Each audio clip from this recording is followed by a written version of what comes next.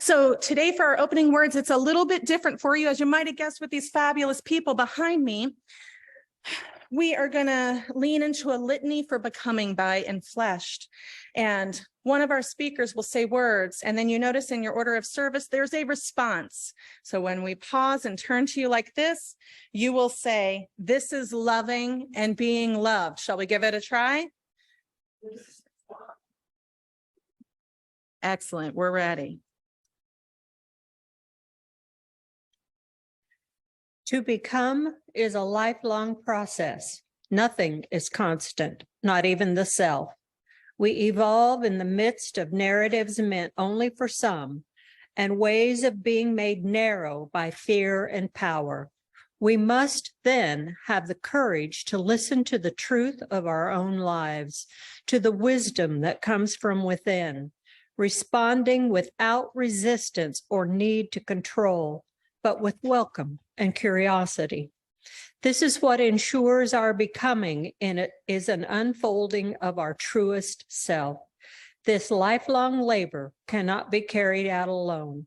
It requires help from friends and lovers, family, and creaturely companions who bear witness to what makes us come alive and say to us, "Listen, look, feel, pay attention to that." This is loving and being loved.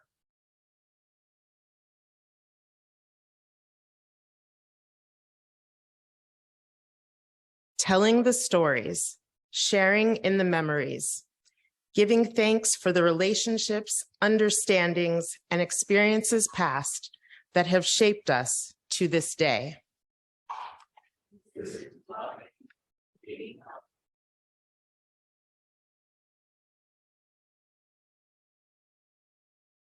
Celebrating new beginnings that excite, holding risks together, leaning into unknowns with the promises of support and companionship. This is loving and being loved.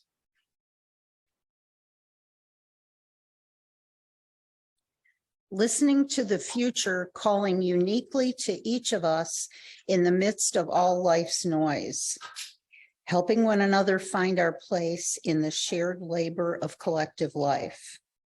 Supporting each other in what the world's ache is asking from us. This is loving and being loved. To say for the first time, this is who I am. This is the truth of my body. This is what I know about myself. This is my name, and this is where my path is leading me.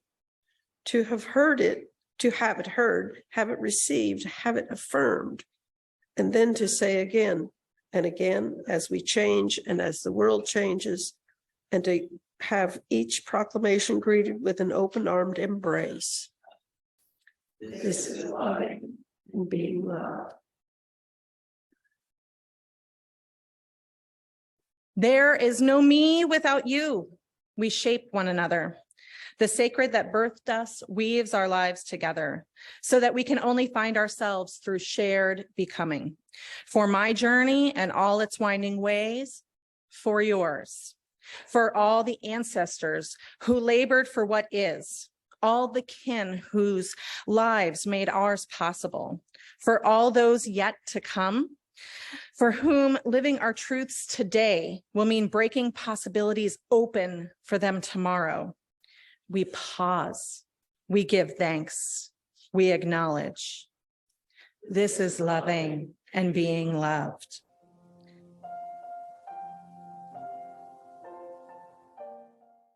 How are you all today?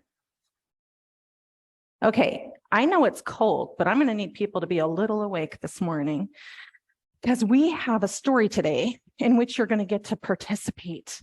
Everybody, young and young at heart. Do I have a friend who would like to open our box? I don't think you've been here in a while. You want to come open it? Go ahead. You lift it up. Green. What is it? What is that? Umbrella. An umbrella. What do we use an umbrella for? You're gonna make Rain? What does it do for us? Yeah, sometimes you can use it as a sunshade too. Go ahead. Okay, so it happened last week, maybe in this town when it was raining. And so every time you hear the word boom, you're going to go, boom.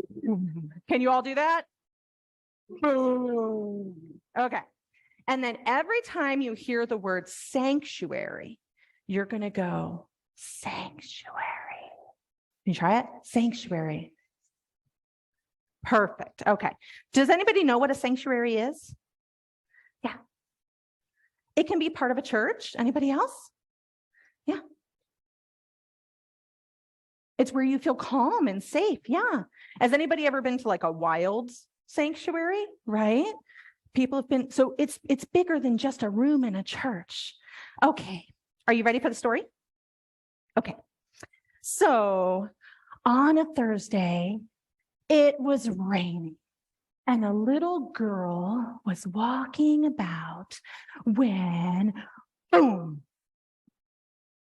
the sky opened and it began to rain and it began to pour and she was in distress and she ducked into a little shop and she said to the shopkeeper, "Is it okay if I stay here for just a minute till this storm lets up?"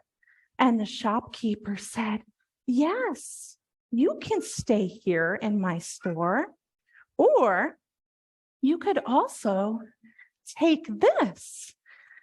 And she said, "Oh, that's very nice of you to offer me an umbrella."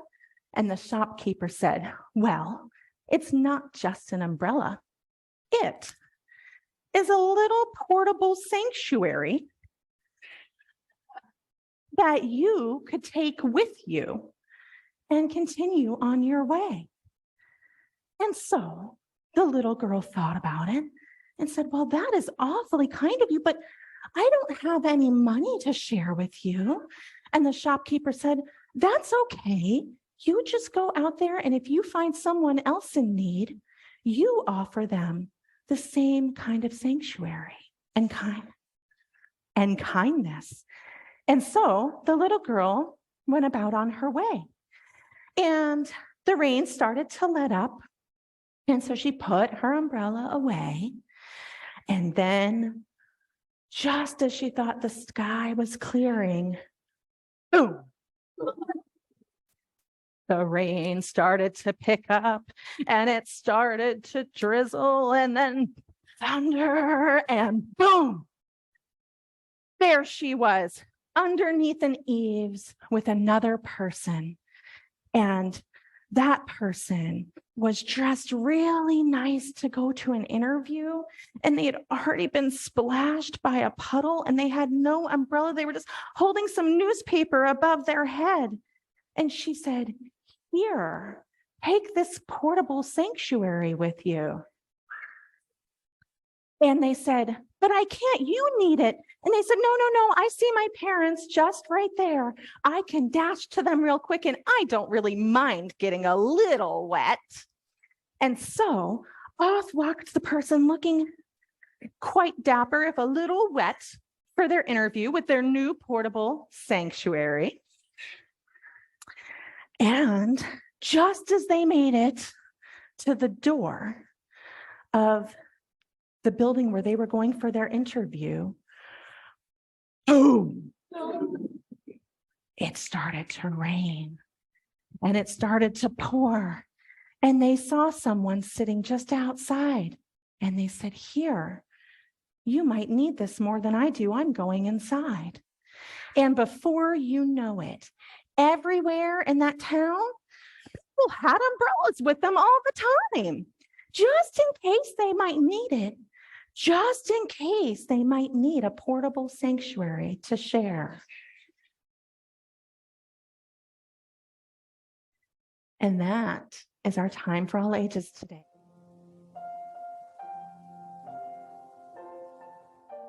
I heard a few bold and courageous people there. Just, you couldn't help it. You had to sing along, and I'm glad you followed your hearts. We were up here doing the same thing. So I should point out, in your order of service, you may have found this, and you'll notice love is at the center. These are part of the proposal of Article 2. So now you have a little more time with it, and I encourage you, there's also reports out there on the narthex to look at. And love is at the center. So let's talk a little bit about love with a reading that many of you might recognize from poet Edwin Markham, Outwitted.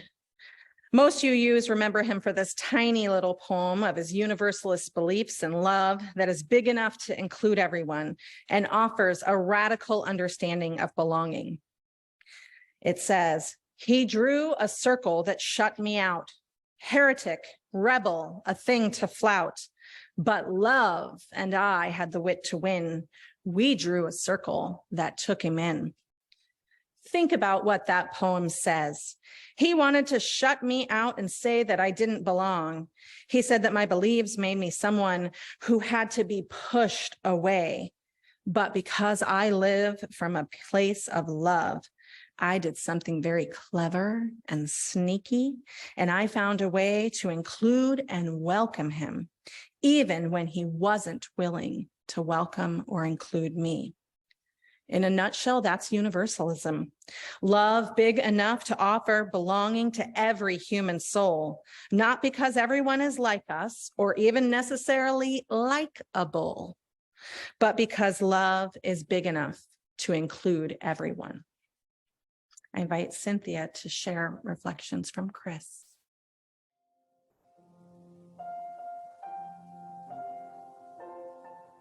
Yes, Chris couldn't be with us after all, but she did send us her reflection. So now you must pretend my voice is Chris's voice. Good luck with that. Her title is Evolving Along the Way. Tomorrow is the first day of spring, the vernal equinox, the pagan Sabbath of Ostara, a time when the hours of daylight and darkness are closest to being in balance. I notice that now and appreciate it. There was a time some years ago when I would have welcomed the day with more fervor, perhaps organizing a ritual to celebrate here in our beautiful woods. I was exploring Wicca at the time. While I have moved on in my faith journey, I certainly have kept some of the structure that I learned then. Richard Ruach, one of our ministers in the 8th Street Church, advised us to take the best and leave the rest. Evolving along the way of our personal faith journey is what we Unitarian Universalists do. We do it as individuals, and similarly, the Unitarian Universalist Association expects it of ourselves, of itself. The UUA expects it. The review of Article 2 of the bylaws, where the 7 principles and 6 sources are found, is a planned process required by those bylaws. The UUA board charged the study commission to root its work in love, attending particularly to the ways that we have understood and articulated love and how we have acted out of love, unquote. So during the past few years, 2 processes were occurring simultaneously: the review of Article 2 and the grassroots proposal of a new 8th principle. Here at UUCCI, the racial justice team focused on the 8th principle, and we didn't think much about the Article 2 process, from which a substantial potential change has resulted. Now we know a wider lens, a more balanced focus would have been appropriate. But no worries, no harm done. Now we need to understand the process and consider the implication of the proposed change. Regardless of the outcome, of course, we retain our history, and we don't have to redecorate our entry. But how do we move forward? What does the proposed change mean for us? Looking at the history of the merger of Unitarians and Universalists, I've always thought the two groups brought different values to the table. My impression has been that the Unitarians brought reason and a sense of rugged individualism, and the Universalists brought concerns for social justice and love. I have always felt like we, historically, have been more Unitarian than Universalist. I think better balance between these two aspects of heritage will be good.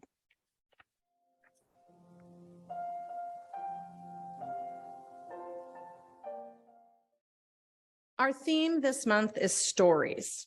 You may have heard me said this before or have read me writing about this. I think it's important to think about stories, the stories we nurture, the stories we choose to retell, and the stories we let gather dust. Silence also sends a message. There's also a shorthand that happens when we start to tell stories that omit huge important parts of the story, that are compelling and that allow for deep connection and for movement of others. There's also kind of insider baseball talk that happens, forgetting other people weren't here when that event or that story took place. And we want them to be part of the living story of the congregation. One such story is, how did the Unitarians and Universalists come to merge? Many of you know that was really led by youth in both the Unitarians and Universalists. And it was a key driving force in bringing them together. As a religious educator, it's important for me to remind people of that point, because even when our kids aren't in the room, they're here and should be seen and known and acknowledged. And there are youth now in leadership on the Article 2 Study Commission, for instance. There's 2 youth commissioners. They have voices and they are invested in this faith too.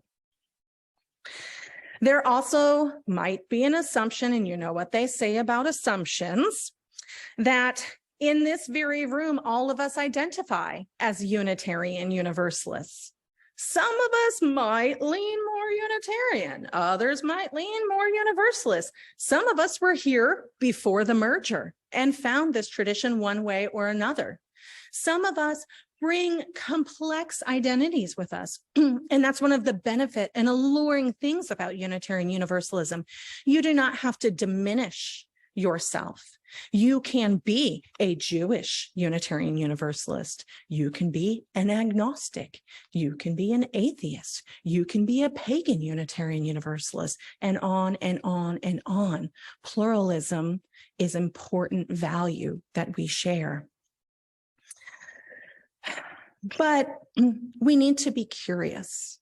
We need to lean into conversations with one another, rooted in connection, rooted in really wanting to get to know each other, and let go of the assumption that we are the same people we were 3-4 years ago, right? A lot has changed for us in these 3 to 4 years. Our lived experiences are different. How we show up, what we've engaged within our own lives affects our own journey. For those who might lean one way or the other, I think we have differences, right? Some of us might want to think people into the church. Some of us might want to hug people into the church. And both of those are welcome. Some of us may have been attracted to a Sunday lecture and a chance for conversation. And some of us may have come to find spiritual healing. And some might want both. And we know there's often not always a consensus in a room. How should we screw in that light bulb? There'll be lots of different ideas. But one of the things that did attract us was that this is not a creed-based faith. It is about how we are in relationship with one another, how we choose to show up whenever we come or join online, how we go out into the world, how we are in relationship with other congregations. And that is a key thing we don't want to lose track of as we start to dream of what is to come. We can't be stuck in what was. We have to always be aware of how things are changing around us, how they shape us, how they inform us, how they move us. I caution us to not get into that dangerous territory of our principles, promises, sources, becoming a creed. I also want to caution us to not go into the default of a checklist. We are an aspirational faith, and sometimes we think we're done. Welcoming congregation, check. Green sanctuary, check. Just because we accomplish things doesn't mean the work is done. We look at the things that are going on in our world right now: police brutality, hate, some of the most hateful anti-LGBTQ laws. This is not a time to coast. This is a time to know your faith, to own your faith, to be able to articulate your faith. If you are uncomfortable in articulating your faith, let's talk. I'm happy to have a session with you and figure out how you can have a 3-minute spiel you can give. I've actually given an elevator speech in an elevator. It's a fun story, actually, of, when you're a religious educator in Unitarian Universalism, sometimes you might try to talk to someone and they go, "You're a whatty? Anybody have that happen? What?" And then I'm in charge of religious. What does that mean? Right? And I go, "Well, this is what it means." And I give them a quick explanation. So I was at a conference in Colorado years ago doing this work. And the president of our organization watched me give the elevator speech in this rather slow elevator. So I got the whole thing out. But they asked me, so if you ask a you, they're going to tell you what they think. Then we happened to be in a taxi cab, a bunch of us getting ready to go to a cake shop. And we were explaining to the taxi cab driver why we were a little giddy midday to go to a cake shop that may have anatomically correct cakes, because we were all our whole lives sexuality educators. And he went, "You talk about that in church?" And I said, yes, this is important to us, that church is a safe space for people to talk honestly and openly, and to let children know that you're going to find trusted adults here, and we're going to believe you, and we're going to hear you, and we're going to see you, and you can ask us wild things that you might not be able to ask in other churches. And then I was on another taxi to the airport, and yet again got to talk about what it means to be a Unitarian Universalist. And for me, and it may not be true for all of you, love is at the center for me. And when I say love, I'm not talking about peace, love, happiness, everything's groovy. I'm talking about radical, deep, meaningful love. And as I said, trying to articulate our faith is a challenge sometimes. And when you look at our principles, it's only there in our source when we talk about Jewish and Christian teachings. It's not in our current 7 principles. Yet, an interesting thing, Reverend Dan Schatz took all of the hymns from the gray hymnal, which, by the way, is called what? Singing the Living Tradition. Bonus points for John, right? The Living Tradition, right? Yet I can tell you a lot of the songs in there are real old. But they say love, right? When he put it in there, love just leapt off the page. So it seems we might have a really hard time talking about it, but an easy time singing about it. And as I started to think about that, I went, wow, I can relate to that. I don't consider myself a feeler. And I was raised where you kind of just pushed that stuff down, and we'll just talk about that later and do what you're supposed to do. I don't know if anyone relates. But boy, music is one of those. Music to me is church. right? I know a lot of us missed that during the pandemic, but music is church. Music speaks to me and helps me identify things I did not know I needed to explore, I needed to hear. And so looking at some of our songs that Louise and I chose this morning, looking at Bravest Fire, right? That's Corinthians, right? That's Paul talking to people. And, sometimes I actually think he went kind of a similar route. Sometimes when we start to explain what it means to be a Unitarian Universalist, well, it isn't this, and it isn't this, and it isn't this. But then we have a hard time. It is X, Y, Z, right? And you can't have a faith where you're basing it on all the things it isn't. You need to let that stuff go. What is it that's going to feed you? What is it that's going to drive you? What is it that's going to make you look in the mirror happy with where you are going on your journey? Because what's the name of our teal hymnal? Oh. Singing the Journey. Kathleen knew where to find it. Singing the Journey, because we're all on a journey. Now, I bet you if he put the teal hymnal in there, it would have been even bigger. And that's where you're going to find some of the other songs, right? And when you look in there and you see these songs that are written more by Unitarian Universalists rather than pulled from other sources, that's where you see things going.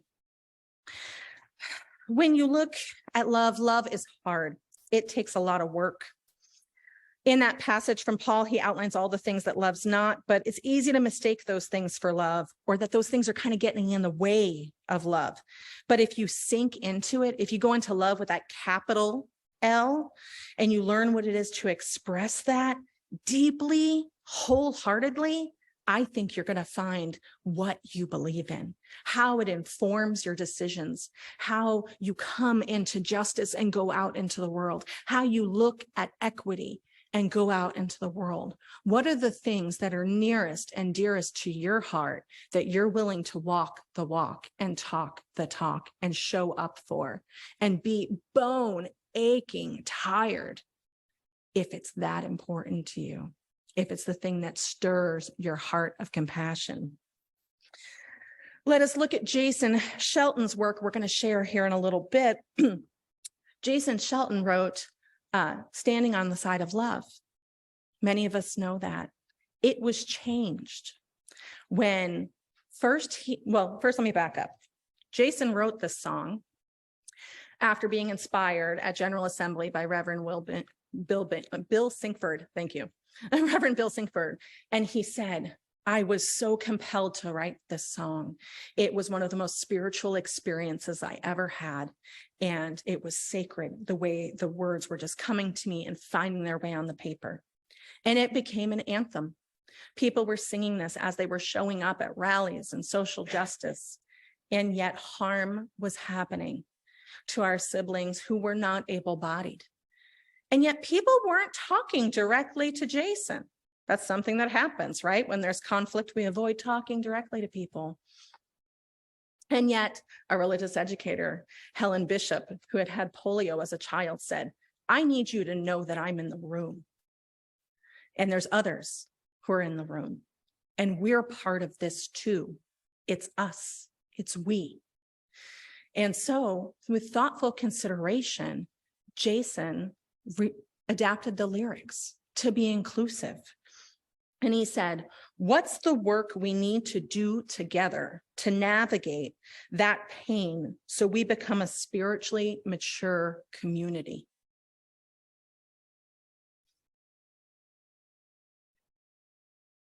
Looking a little bit more deeply into some of our readings. Anybody ever look at the back of the hymnal and look at the readings that are in there? Yeah, they're good. They're little nuggets when you don't have a lot of time to read a whole big volume. Just find one of those little readings. A reading widely used in our congregation is, love is the spirit of this church, and service its law. This is our great covenant, to dwell together in peace, to seek the truth in love, and to help one another. So I ask you, as we continue to grow, to transform, to evolve, to think about us as a collective, to think about us together, how we learn better, how we know better, how we go out and do better. As Reverend Don Cooley would say, we love the hell out of this world. Hell isn't a fire and brimstone. It's the endless suffering we see. And we say, that's not okay. I know that's not okay. And I'm committed to doing something about it. I'm committed to rolling up my sleeves and getting out there. If it's calling, if it's writing, if it's marching, those are the ways we are showing up and living into what it means to be a Unitarian Universalist.